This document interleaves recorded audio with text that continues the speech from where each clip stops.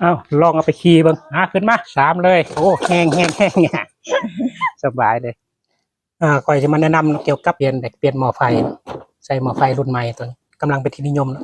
ของคนลินรถไฟฟ้าต่างๆนะซื้อรถมาทำอิฐจะได้หม้อไฟแบบนี้มาซึ่งหม้อไฟตัวนี้มันบ่ค่อยทนแล้วมาสมเทียบกันเบิ่งนะว่า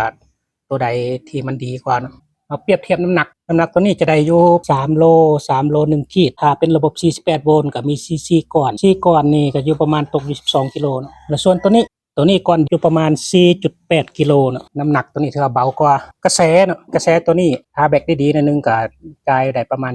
40% ถ้า10แอมป์มันก็สามารถใช้ได้เพียงแต่4แอมป์ตัวนี้เขาจะเอิ้นว่าลิเธียมนะตัวนี้เขาจะเอิ้นว่าหม้อไฟนะตัวลิเธียมนี่สามารถจ่ายกระแสได้ 80% หมายความว่า10แอมป์นี่มันจ่ายได้อยู่8แอมป์นะถ้าว่าจ่ายกระแสมันได้หลายกว่าเนาะ2เท่าของตัวนี้ถ้าเฮาไปใช้กับรถแน่นอนมันต้องแรงกว่าเพราะว่าจ่ายกระแสไฟได้หลายกว่าเนาะเฮ็ดให้รถแรงกว่าแล้วก็ไวกว่าอีกระยะทางการใช้ตัวนี้ถ้า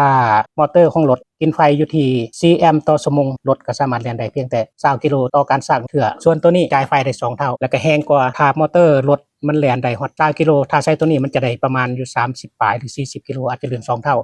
ตัวนี้ก็จะได้อยู่ประมาณ60กิโลถ้าว่าชั่วโมงนึงมันแล่นได้30กิโลต่อชั่วโมงมันก็สามารถแล่นได้2ชั่วโมงเป็น60กิโลแล้วมันเหลือตัวนี้3เท่าแล้วและระยะการชาร์จตัวนี้จะถ้าเขาซื้อใหม่ๆนี่ประมาณ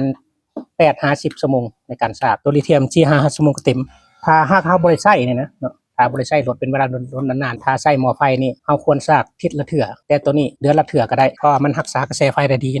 เวลาซากเนาะถ้าเฮาซากปะไว้หรือว่าเฮาลืมปลดจังซี่มันเต็มกระแสไฟตัวนี้เนี่ยตัวหม้อไฟนี่มันจะแล่นเข้าตลอดแล้วเฮ็ดให้หม้อไฟมันร้อนบวมไวแล้วก็เสื่อมไวแต่ว่ากำหนดแท้ๆเขากำหนดให้ว่า2ปีแต่ถ้าเฮาใช้แท้ๆนี่ก็ประมาณปีนึงหรือว่า 7-8 เดือนนี่ไฟก็เริ่มตกแต่ว่าตัวนี้นี่ว่าค่อยใช้มา3ปีแล้วเอาตัวมือ2มาปรับเอาเนาะไป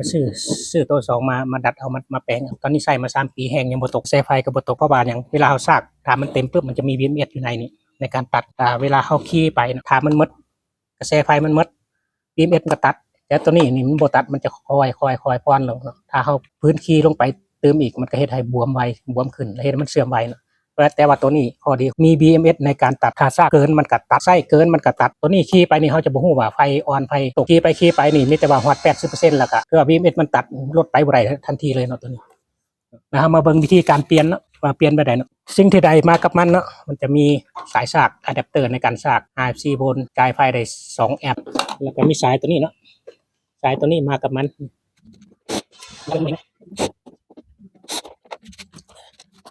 อันนี้มันหัวต่อตัวเก่ามัน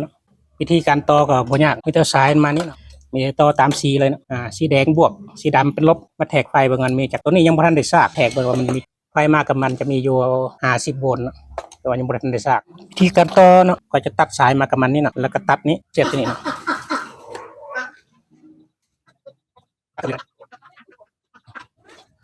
ดีแท้ก็ให้เปลี่ยนเวลาเปลี่ยนหม้อไฟเนี่ยให้เปลี่ยนสายตัวนี้เนาะเพราะว่า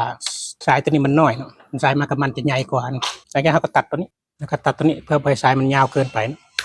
สายแดงสายสีแดงเนาะพยายามเกี่ยวให้มันเนื้อสัมผัสให้หลายเขาได้ให้ดีเนาะ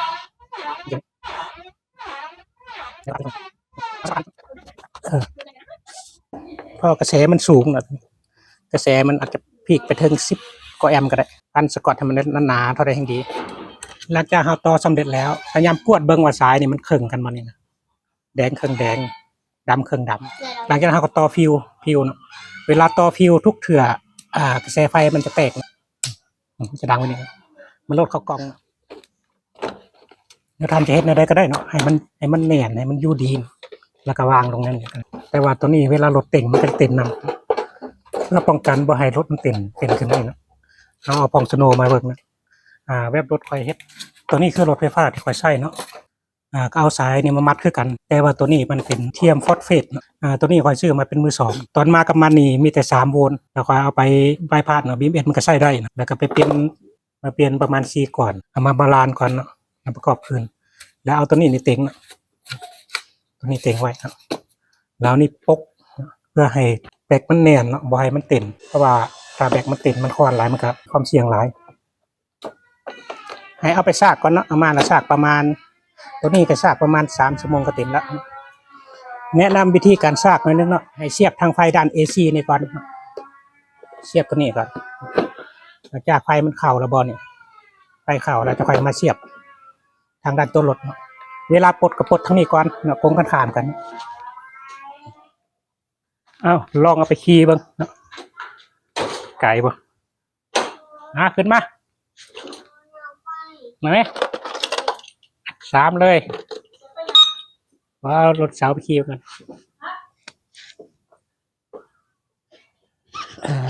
ขี่โอ้แห้งเนี่ยสบายเลยเนาะ